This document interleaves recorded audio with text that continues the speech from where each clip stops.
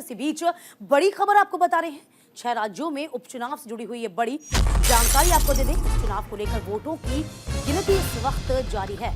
7 विधानसभा सीटों में आज नतीजे आएंगे, जिसमें घोसी है, बागेश्वर सीट पर भी वोटिंग हुई थी।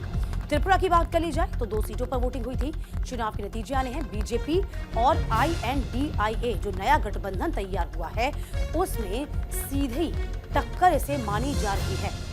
तो फिलहाल आपको बता दें, जहां एक और बीजेपी के लिए चुनौती, इंडिया के लिए चुनौती होगी कि अपना दबदबा कायम रखा जाए। इंडिया के लिए ये अग्नि परीक्षा से कम नहीं होगा, क्योंकि इसे एक लिटमस टेस्ट के तौर पर दिखाई दे जा रहा है।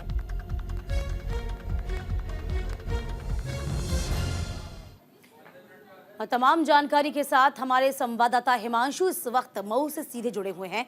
हिमांशु, देखिए आज मतगणना हो रही है, इसी के अलावा आप जरा जानकारी दीजिए कब तक पूरी होगी और इस वक्त शुरुआत हो चुकी है क्या मतगणना की? देखिए, बता दूं कि 8 बजे से मतगणना प्रारंभ हो जाएगा।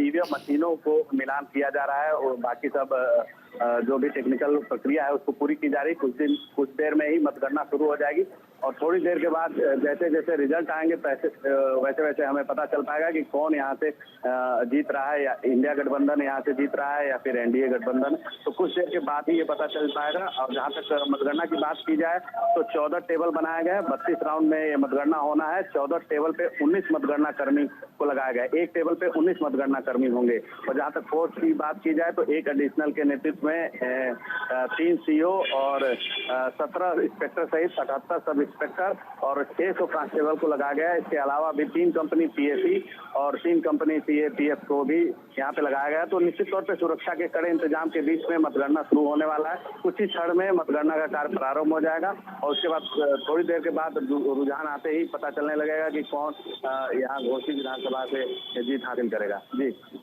हाँ, बिल्कुल। इसी के साथ साथ हम ये भी देख रहे हैं हिमांशु की लगातार दारा सिंह के लिए भी एक कड़ी अग्नि परीक्षा से कहा जाएगा, चूंकि वह दल बदल कर वापस बीजेपी में शामिल हुए। और इसी के अलावा कहीं ना कहीं जिस तरीके से आरोप लगाए जा रहे थे समाजवादी पार्टी की ओर से, तो क्या लगता है इन तमाम आरोपों में कितना बल था उस वक्त की जब इलेक्शन चल रहे थे?